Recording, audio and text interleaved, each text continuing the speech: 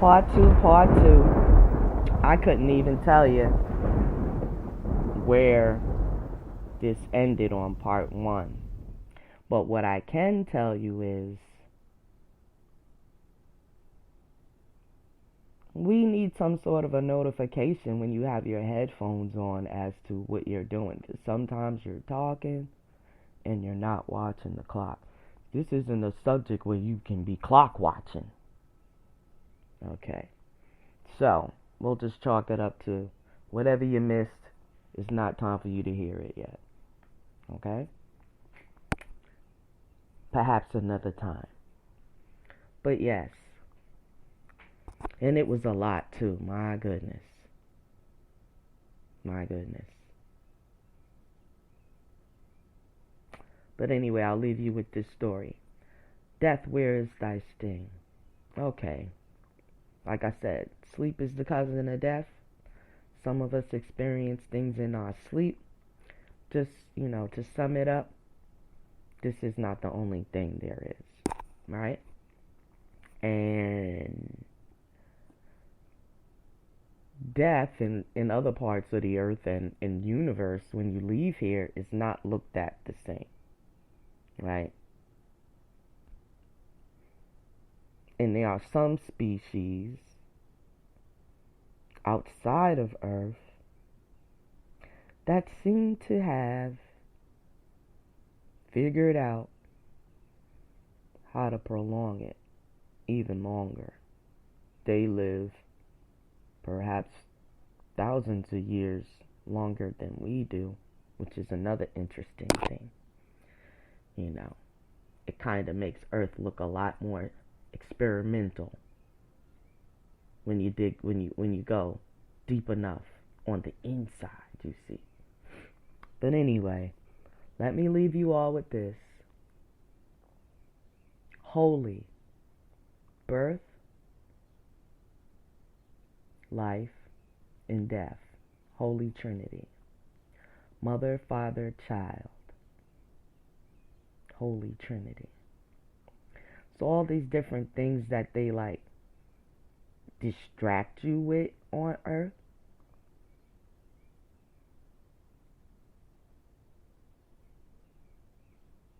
it's just a distraction. It is what it is.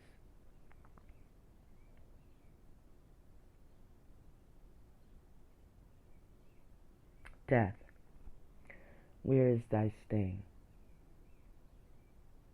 I think the sting is us. The fact that we're all faced with this thing, this entity, this spirit,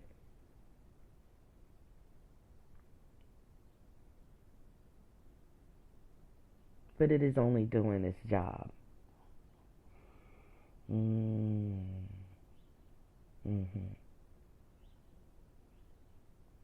It is only doing its job. But while you attribute all of your life to this one being that man created and gave it to you and and all this other stuff, and it doesn't matter what it is, it was created by man.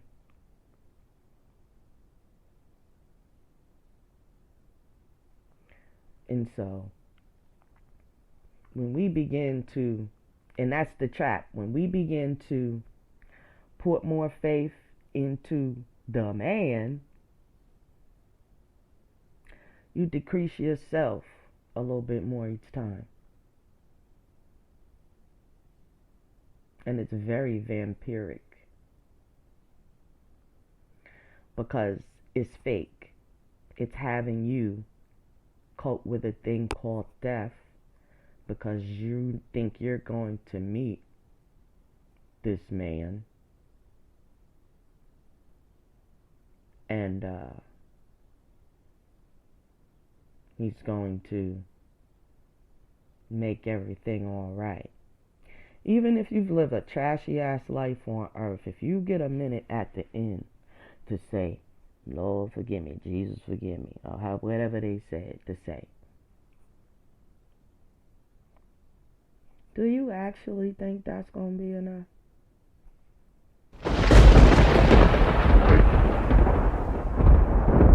as above, so below, and yeah. But anyways, which is why most people try to do good here, hoping to have some grace and mercy when their time comes. And I would say, out of all the philosophies out there for you,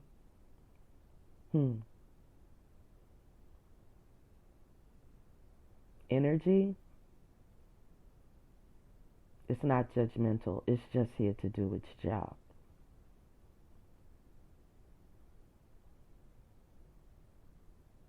They made everything so crazy, like so negative. The Grim Reaper.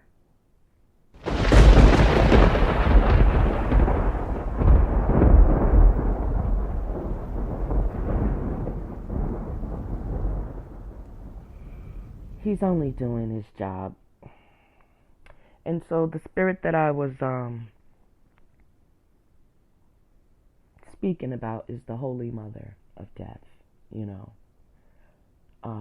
she gets a bad rap, but just like anything holy, anything that you have no control over should respect it as holy, which means we got to evaluate a lot of these things that we put the title holy on, you know. Well, thank you for joining House of Tanya 23 Daily Oracle. And as always, now that I've said what I had to say, we pull a card and see what the spirit gonna leave us with, right? It's like our little confirmation. We have done our due diligence to see. This is like a charge to actually talk now. I'm like keep being told to speak up, speak up, speak up. But every time I say something, everybody get the running. And that's interesting.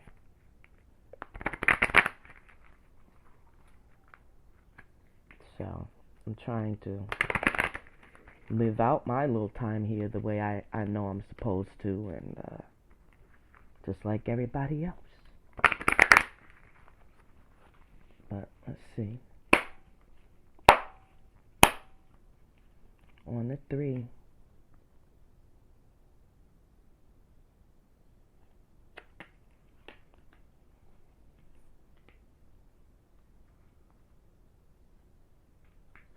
Intuition. Intuition. And on the top of the deck, for some reason, it says shame.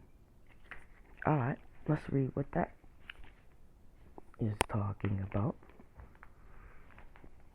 It's number 19. Let's deal with the shame first.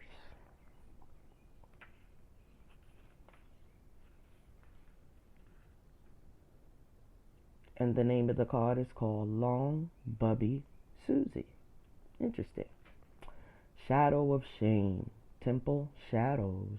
Element Fire. Oh my goodness. First sentence. Wow. Okay. Long Bubby Susie keeps the children of Belize. Right? This takes place in Belize. Long Bubby Susie keeps the children of Belize terrified, viewed as a shadow monster. She has the power to kill or to nurture with her long, scary breasts that contain milk and poison. Wait a minute. If this does not describe some things I already said, and I hope it's not on the part y'all missed. This beautiful Afro-Indigenous spirit may be a distortion of the Arawak Taino Indians' moon goddess Atabe. So the guidance of this is you are beautiful and loved.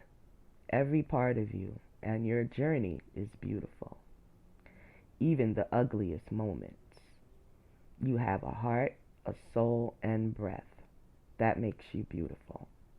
Embodiment. You are secretly scarred that you are not enough. Shame is lying to you. You are not broken, unlovable, ugly, or unworthy. Shame keeps you small and hiding. Accept yourself now. You are a bright light. Allow yourself to see who you really are. You are doing the very best you can. You are lovable and you are complete. And so the declaration is, I am protected.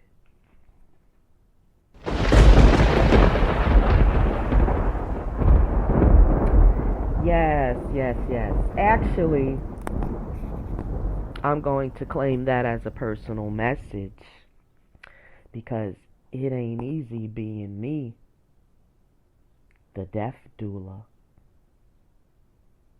the one that comes with that flaming sword.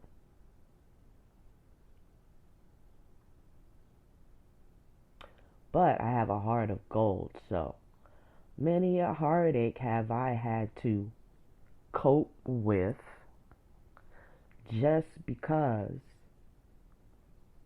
of who I am. Someone that's not gonna beat around the bush with earthlings.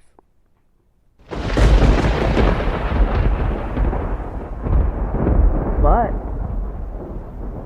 just like how they want to keep you terrified about the shadow life, just like this I just read.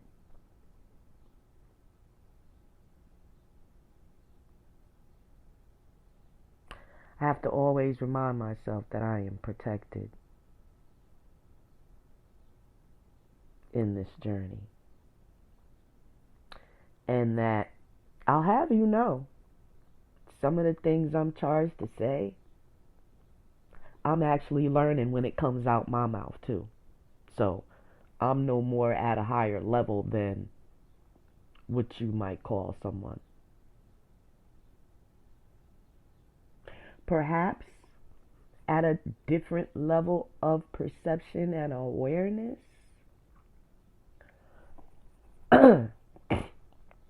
But never do I try to, or, knowingly want to make others feel below me.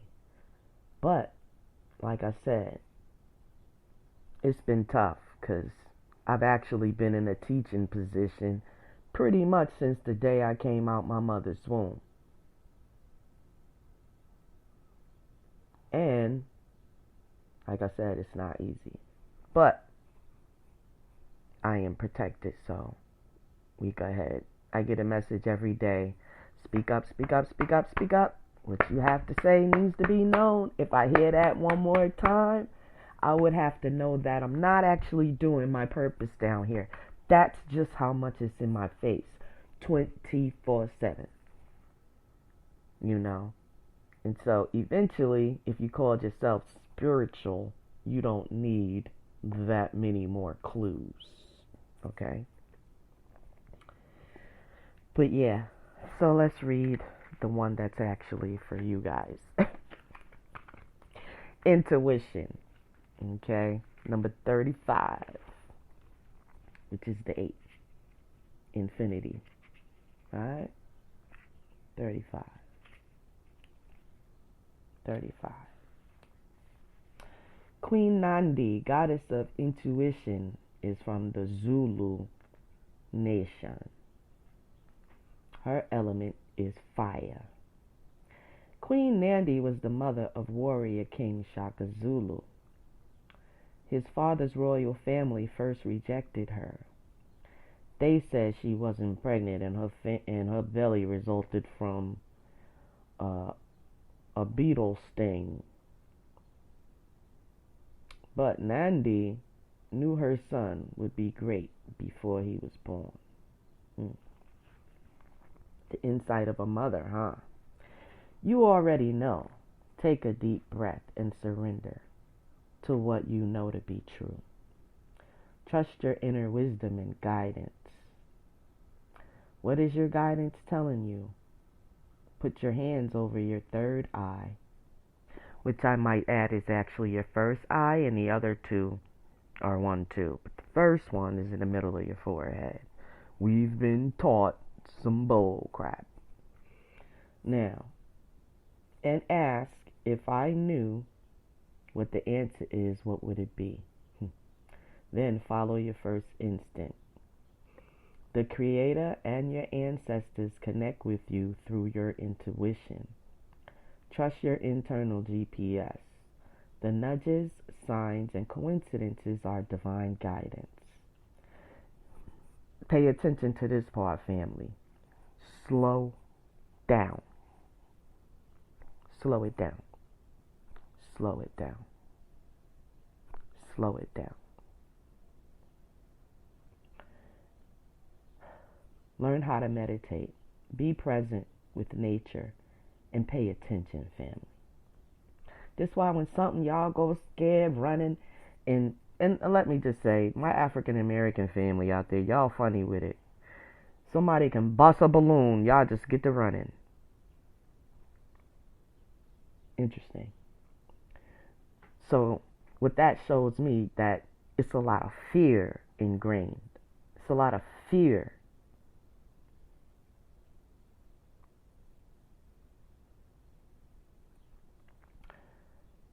Being present allows you to feel, hear, see, and sense your guidance. Just know that the declaration is, I am knowing. Yes. That sums it up. So whenever you find yourself thinking about something, pay attention to yourself. You know, it's for a reason. So, death wears thy sting, only in the thought of it, or the way it happens, you know. So many theories and different things that we as earthlings have come up with.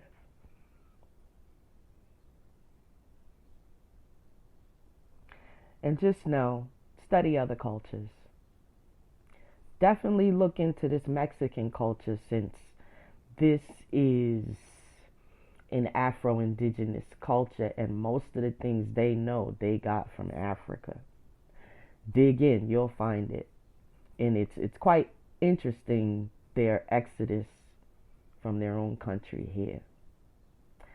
Actually, on a spiritual thing, I think they were sent here to show people something. We'll see soon. But if you're paying attention, they've already shown a lot of things. But yeah, look how other cultures think about things.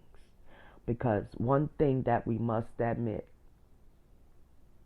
things in this part of North America is quite different than the rest of the world. And the entire earth belongs to you for an appointed time.